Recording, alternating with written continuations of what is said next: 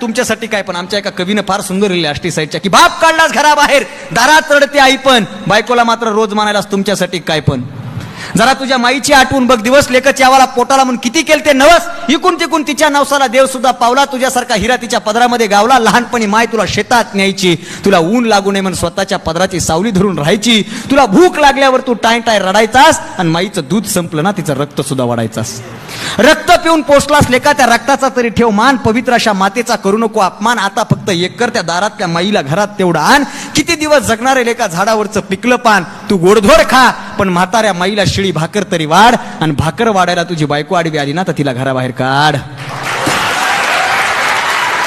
अरे बायको जाणारच नाही, मी तुला बॉन्डवर लिहून देतो, आणि यदा कदाचित गेली तर मला येऊन भेट, मी तुला दुसरी करून देतो. तू आंधळा नाहीस, पांगळा नाहीस, तुझी तुलाच कळली नाही किंमत. नवरा मायबापाला सांभाळतो म्हणून कायम घर सोडून जाण्याची कुठल्याच बायकोत नसते हिम्मत. तुला वाघ बनवलंय मैनं, तुला वाघ बनवलंय मैनं.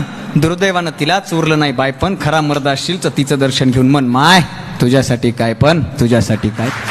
अरे देवासारखा बाप तुझा तोही सोडलास वाऱ्यावर. तुझ्या पोटाची कळगी भरण्यासाठी बाप पहाटच जायचा धाऱ्यावर. तुझ्या शिक्षणासाठी त्याने किती सावकार उपसले होते, त्याच्या ईदवर जमिनीसाठी किती पाटीत सुरेख उपसले होते. तुला नोकरी लागली तेव्हा बापानं गावावर वाटली होती साखर. आज दुर्दैवाने त्याच्या ताटात नाही चतकोर सुद्धा शिळी भाकर.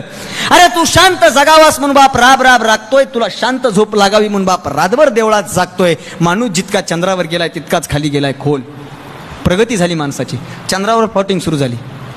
माणूस जितका चंद्रावर गेलाय तितक्याच खाली गेलाय खोल. जगातल्या अनोख्या संस्कृतीचा घरातच ढळलाय तोल. दुधागट आटून गेलेत मायबाप, दुर्दैवानं त्यांच्या संसारावर राहिले नाही सायपण. खरे मर्द असाल तर माईचं दर्शन घेऊन म्हणा मायबाप हो तुमच्यासाठी काय पण, तुमच्यासाठी काय पण, तुमच्यासाठी.